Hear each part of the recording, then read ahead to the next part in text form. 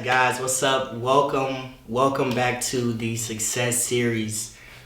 This week, I have a very special guest with me. I have Zach with me. We work together. He's a great mentor, and he's actually going to help me deliver these 3 nuggets to you guys this week. So, Zach. Hey, thanks so much for having me on, inviting me out here. I've been watching your videos for a few months now, so I'm honored to be here. And I'm excited to talk about, I think we're talking about a very special book about a very, very tough person, both physically and mentally. Yes, so the book we're talking about this week, guys, is called Can't Hurt Me, and it's by David Goggins, former Navy SEAL, and this man is amazing.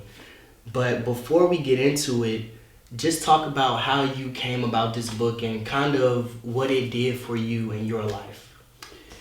So I actually first heard about this book from our former group commander, Colonel Tracy Ward. Mm-hmm. He did warn a little bit about it as far as not for the faint of heart, and also there's some strong language in it, but I decided to give it a go anyway. And I think the biggest thing that I related to, there's a couple of different things, but as someone who came up from a tough background and a rough childhood and has overcome a lot, and then also just from the perspective of mental toughness and the physicality part of it, as someone who loves to run and challenge myself, you probably see some of my posts, but I really like really relate to, I should say, the ideas contained in this book, which talk a lot about overcoming challenges, really. Yeah. And I think there's a lot of applicable lessons to really anybody who would read the book. And also, I might recommend the audio version of this book has a lot of extra nuggets that didn't make it into the written book that are very, very good. Yeah. So, let's see. How did I come across this book? I think Kevin actually told me about this book. And I was reading this book at a point in my life when I was getting defeated mentally, not even per se it was people out, it wasn't like people outside, right? It was me versus me. And while reading this book, I discovered a lot of techniques that I could use to bounce back and pull myself back up. This book definitely changed the way I view mental toughness and the way I view myself, right? It's a very tell-all book, and I feel like you guys, if you check it out, you guys will definitely benefit from it. Cool. So without further ado, we are going to jump into the 3 nuggets. So you guys know how this goes. I'm going to give you 3 nuggets, right? The purpose of these is to, 1, entice you to pick up the book, right? Or listen to the audio. The second is for you to apply these things, right? Because the knowledge without application is very useless, right? We need to apply these things in order for us to make changes in our life for the better, right? So the first nugget is the accountability mirror. Zach, let's get into it. What did you think about the accountability mirror? I thought it was fantastic. I think a lot of us can relate to the New Year's resolutions. Yes. So everybody makes these promises and these goals in the beginning of the year. The gyms are packed. All the health foods are sold out at the beginning of the year because everybody's trying to generally make these goals a lot of times related to fitness and health. Yes. And come March, April, those goals are long forgotten. It's empty. It's empty, right? So I think for me, when I think about the accountability mirror, and as he described it in the book, it's just a way to look at yourself in the mirror and to have that dialogue, have that self-talk, looking at yourself in the mirror, and just that time to be honest. He also talks a little bit about writing some goals. He talks about putting sticky notes on there. And I think for every person, it might be a little bit different, but I think the premise of the concept is keeping yourself accountable. Yeah. And one thing to note here when we're talking about this accountability mirror, right? In the book, he actually went in the mirror, right, and talked to himself in the mirror. It doesn't have to be that, but what it does have to be, it has to be raw. right? There's no room for sugarcoating what you are not doing or what you should be doing, right? When we are taking this approach, you can almost call it introspection, right? We are taking accountability within ourselves. This is what I said I was gonna do, right? This is what I'm doing, and this is what I'm not doing. Those things that we're not doing, those are things that we need to focus on and hone in on. Because ultimately, no one wakes up every day and says, you know what, I don't want to be anything in life. I don't want to accomplish any goals. I don't want to do this. No one does that, right? But we have to remind ourselves, right, that we still need to be chasing these goals that we're setting for ourselves, no matter how hard it gets, right? Because if not, we end up in a place where we are not comfortable or happy with ourselves, right? And it's very easy to spiral down when you get to that place, right? So the accountability mirror is key, right? What are you doing, right? And are you holding yourself accountable?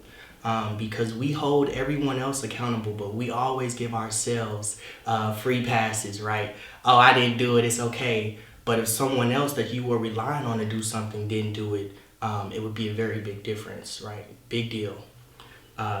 Accountability mirror, guys. We got to get more accountable for our actions and for the things that we're not doing. And it's really just about being comfortable with being honest with yourself. Yes. So it's not necessarily always just beating yourself up, but being able to have that truly honest dialogue. I said I was going to do this. Yeah. I wasn't able to do it. And then understanding what were the barriers that prevented you from doing it. So that way you could just get after it the next time. Yes, yes. And remember, we're all human, right? So no one's a robot, right? Everyone is going to set goals and then maybe not come, maybe some of those goals don't come to fruition. But what we're trying to do is set up an environment of success, right? We're trying to set that environment up so we can be as successful as possible when pursuing those goals and things that we say that we want. That's the big thing. Absolutely. So that was nugget one, guys. Accountability mirror, right? Can you be accountable with yourself, right?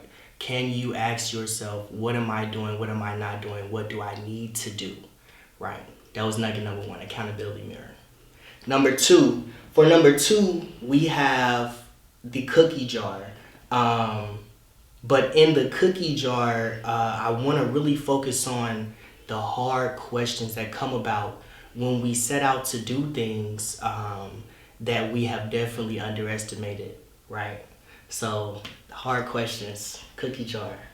Yeah, absolutely. This is another great concept and idea from the book, but I want to stray a little bit from that concept and talk about, he says motivation is crap. In fact, he says that multiple times throughout the book. And the reason I bring that up, because think about, you set a goal to go running every single morning.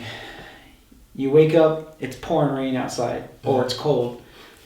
That excuse typically will keep people in bed, keep them from working out. And so the idea that motivation is crap is simply that you have to understand and know why you're doing the thing that you're doing. And it may not be a fitness goal, it may be something completely different.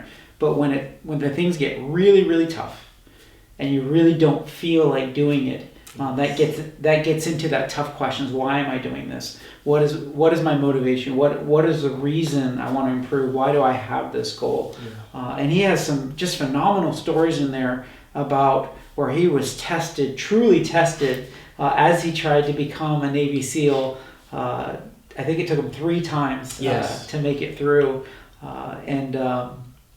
I'll let you get into kind of some of the concepts behind the cookie jar and how that helped him. But I think for me, what I took out of it is we have to understand what our true motivations are and why we're doing things in order to fuel us through those times when it's really, really tough and we feel like giving up. Yeah, so like Zach said, David, he went through SEAL training 3 times, right? And on the last time, he actually went through and his legs were broken, right? And this man literally took duct tape, right? His why was this powerful, right? He took duct tape and duct taped his legs so that they would be stable and so that he could finish this training, right? His why was that serious. I don't know, put in the same position if my why would be that strong, right? But going back to the hard questions, right? A lot of times we make these goals when we're in a state of comfort, right? Oh, I want to do this, or I want to be this, I want to be the next CEO, I want to be the next millionaire. And words are very easy to say, right? Words are what we want to happen. Actions are what we make happen, right? So it's a lot harder to get up and pursue those words every day. And that's when the hard questions come in, right? After we've set the goal, after we started down the path, in our minds, these questions creep in. Why am I doing this? Why am I here? Is this worth it, right? And if we don't have an answer to those questions, that's when it becomes very easy to give up, right? And the concept of the cookie jar is literally you reaching back in your mind and remembering, okay, I remember a point where it was hard for me, but I kept pushing, and then I made it, right? I got it. Okay, let me eat that cookie, right? And what David was doing was actually tapping into his sympathetic system, right? To relive how he felt during that time of the win, right? So as we're thinking about it, now my heart starts racing, I get goosebumps, I have all this energy flooding into my system, right? Because all these hormones are spiking. And he's using that in order to push through, right? So that is what the concept of the cookie jar is, right? Remembering those times, remembering how you felt during those times, and then using that energy in order to get through your challenge at the moment. What I really like about that concept too is this is an example. A lot of the book you'll hear what could easily be perceived as like negative motivation, fueling yourself by just, getting through it. And this particular concept really focuses on the opposite, actually. It focuses on those feelings like you talked about. And it's really a positive affirmation to get you through when you feel like giving up. Yeah. Because you remember, I was successful here, so if I was successful then, I can be successful now. Yes, definitely. And it is wonderful. After reading the book, I actually... I would do this during some of my runs, right? Some of my longer runs, when my body not necessarily is tired, but my mind is, right? And my little cookie jar is not even from my experience. I use Harriet Tubman a lot, right? For a woman, for a person, it doesn't even matter that she's a woman, but for a person to be able to walk, right, from the south to the north multiple times, and you have pursuers after you that want to kill you, right? Dogs chasing after you. And for you to keep doing that, right? That gives me a sense of, if she can do that, I'm very comfortable right now in this run, and I can finish this run very easily, right? Just that, right? Like right now, my hands are shaking just thinking about it, because it does mean so much to me, right? It gives me so much power, literally, just thinking about that. But yeah, that's the cookie jar. So nugget number 2, right? Your cookie jar. Make sure it's always filled up, right? Even all the little wins, they count for something, right? Absolutely. You still felt joy in that moment, right? You can take those and you can leverage them in order to succeed and push through the obstacle that's currently in your way, right? It's good stuff right there. It's great stuff. Definitely. Okay, nugget number 3 is a concept that David explains, and he says he's taking souls. Taking souls. Sounds a little intimidating. It does. At face value. So what I took from that concept really was, although it sounds like you're talking about somebody else, I think for me, when I read that part, and he talks about some of the challenges he had going through SEAL training, and some of the stuff that they did, they had the cadre there that were just really giving them a hard time, like really trying to make them give up. And he took that negative injury from them and used it to fuel himself to go through some very, very, very tough challenges. And so for me, when I think about taking souls, I think about I can take any situation, especially a negative situation, and in my mind, I can overcome that situation. And not only can I shut out the negative voices that are exterior, as people telling me I can't do something or trying to get me to quit, I can show others that there's nothing you can do to knock me down. There's nothing you can do because I am that tough. I am that strong. And he, in his book, I mean, it's pretty amazing. Some of the things that they did. You talking about wet, tired on the sand, almost drowning in the ocean. Putting these heavy boats over their heads. I mean, it's just amazing. Yeah. But really, I think he highlights the power of the mind to overcome anything. Yeah. So, taking souls, David describes this in the book as a time when he was in training and everybody was tired, and the cadre, which is the cadre, they were really down their throats, right? And he made up in his mind that he was going to make his team successful, right? And the one thing I like about this is the type of person David is. He knows that he's going to be able to get through, right? But he always makes it a point to make sure the others that are with him get through with him, right? He always brings them along.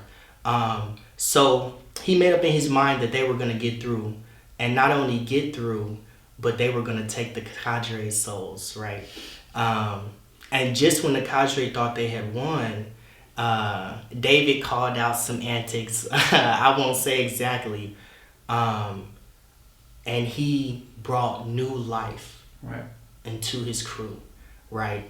And they were carrying these heavy boats above their head, and their task was to lift it above the head, put it back, touch the ground, do it again, right? Keep lifting it back up above their heads. And after David said that, they started tossing this boat around like it was a marshmallow. All the other teams around them, right, dog-tired, and the cadre, you could just see their souls leave their bodies because they did not expect for this team to be able to still be able to do these, right? Taking souls, how I internalized it. I internalized it as someone looking at you, right, and telling you, no, you can't do it.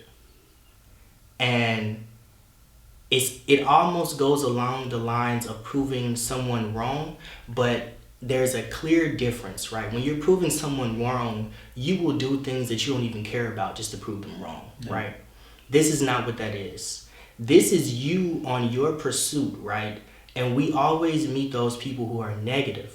And what we're doing is we're taking that negative energy that they're giving us, we're recycling it, and then using it to drive us to the next level, right? Because most times when you meet people who say you can't do it, they're speaking about themselves, not you, right? They gave up on their dreams. They can't do what they want to do, so they want to make sure you don't get to where you want to be, right? They don't want to see people do better than themselves because it reminds them of all the goals that they have forsaken. And if you know this, you can use that energy and transform it in order for you to get to the next level, right? Take souls. Take them every day. People, you get on the line, you can win a race mentally before the race even starts. If you think about it too, that concept goes directly back to the very first concept we talked about as far as accountability. Yeah. Nobody else is going to dictate your life, Yeah. how you react, and what you do. It's all on you. It's all on you. Yeah. And that's pretty much the basis of the whole book, right? David went through a lot of physical challenges, but his mental challenges were far worse than the physical challenges. And he convinced himself at every step, we're going to get through this no matter what. Mm-hmm. So either you're going to make something up in your head for us to get through it, right? You're going to reach in that cookie jar, right? You're going to go to the mirror, but we're going to get through this because my words were not just words, right? I was sending the words out, and the words are meeting me at the finish line, right? Dude, those are the three nuggets. Those are the three nuggets. I'm so glad y'all tuned in. I'm so glad Zach could come out and give his perspective on these things too, so you guys can have even more to feed off of, right? So, wrapping it up, nugget number one, accountability mirror, right? Look yourself in the mirror, talk to yourself truthfully, and ask yourself, what are you not doing, right? What are the things you're not doing that you said you would do to get the things you said you want, right? Nugget number 2, hard questions / cookie jar, right? When those hard questions appear in your head, can you reach back in your cookie jar, find those positive memories, those times where you overcame, tap into that energy, right? To keep that driving you forward, right? And number three, we have taking souls, right?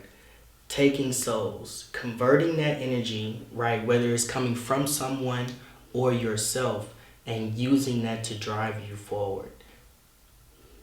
It's great.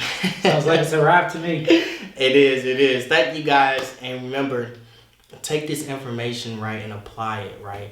And welcome to the Success Series, guys.